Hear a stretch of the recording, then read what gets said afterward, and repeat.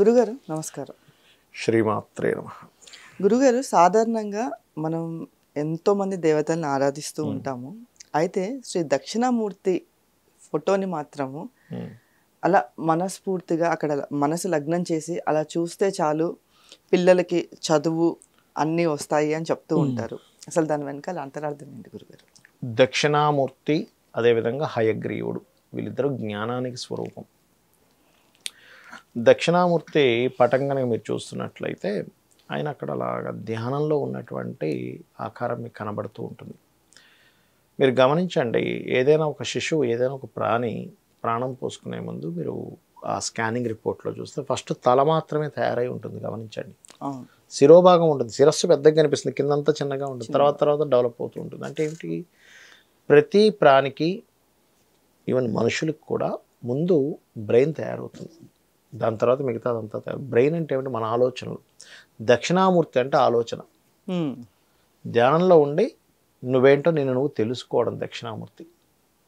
Okay, Dakshinamurthy అనుగ్రహం కలగాలి అంటే సహజంగా మనకి బ్రెయిన్లో ఉండేటువంటి సెల్స్, బ్రెయిన్ సంబంధించిందంతా దాని యొక్క ఇయర్స్ 150 ఇయర్స్ ఉంటుంది.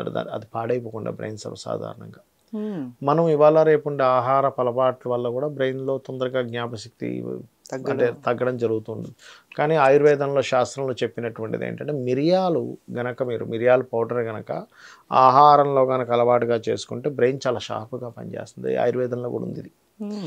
అయితే మనకి దక్షిణామూర్తి యొక్క స్తోత్ర పఠనం చేయడం వల్ల జరిగే ఫలితాలు చెప్తాను.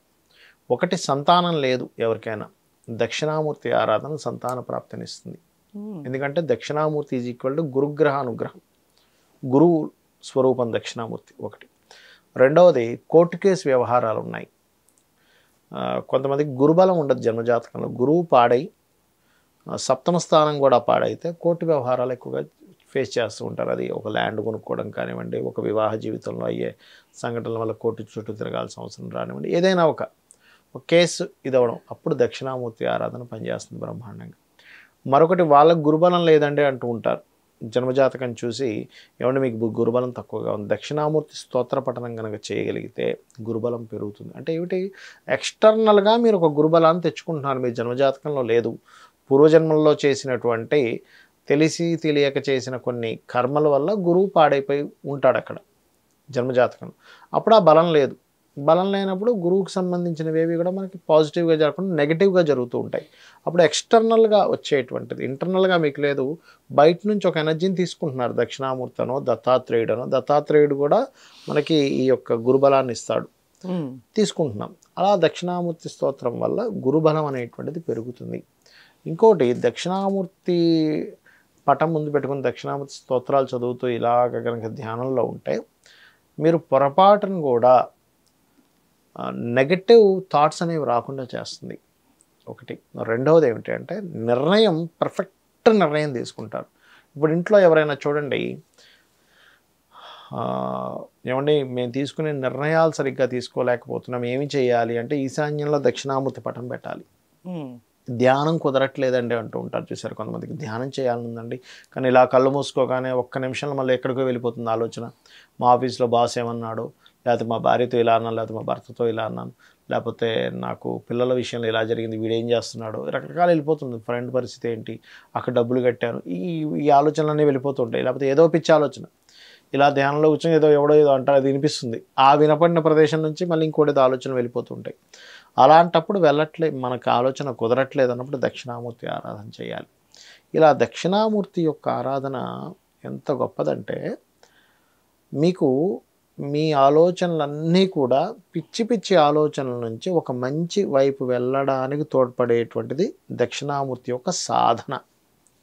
ఓకే, మీరు దక్షిణామూర్తి పటాన్ని కనుక మీరు గమనించినట్లయితే ఋషులు కూడా ఉండి దర్శించుకున్నట్టుగా ఉంటూ ఉంటుంది. అంటే ఏమిటి, పరిపూర్ణమైనటువంటి జ్ఞానం.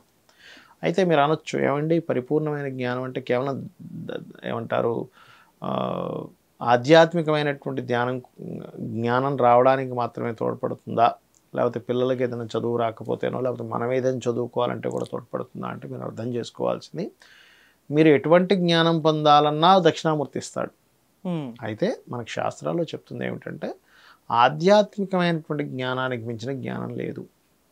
ఇప్పుడు మీరు ఎన్ని చేసినా, ఇప్పుడు చూడండి మనం ఎన్నో డబ్బులు ఖర్చు పెడుతుంటాం చూసారా, ఇన్ని డబ్బులు ఖర్చు పెట్టడం ఒక ఎత్తు, ఒక ఆలయం కోసమనో లేకపోతే ఒక హోమం కోసమనో ఖర్చు పెట్టిన ధనం మీకు ఉపయోగపడుతుంది ఎప్పుడు కూడా. ఇప్పుడు ఒక హోమం చేశారు ఉదాహరణకి, ఏ చండీ హోమో లేకపోతే ఏ దుర్గదో ఎవరిదో చేశారు ఉదాహరణకి, అప్పుడు చేసినప్పుడు ఏమవుతుంది, హవిస్సులు సమర్పిస్తూ ఉంటారు. హవిస్సులు తీసుకున్న దేవతలు ఏం చేస్తారు, ఈ విశ్వంలో పంటలు పండడానికనో లేకపోతే వాటికనో వీటికనో ఉపయోగపడుతూ ఉంటుంది. అంటే మీ ద్వారా విశ్వానికి ఉపయోగపడుతున్నారు. మీరు ఒక దేవత ఆరాధన చేస్తున్నారు, దక్షిణామూర్తి గురించే చేస్తున్నారు. చేసి ఆఖరిలో కనుక స్వామి నా చుట్టుపక్కల ఉన్న వాళ్ళందరూ బాగుండాలని కోరుకున్నారనుకోండి, మీకు మాత్రమే కాకుండా దాని ఫలితం అధికంగా ఉంటుంది.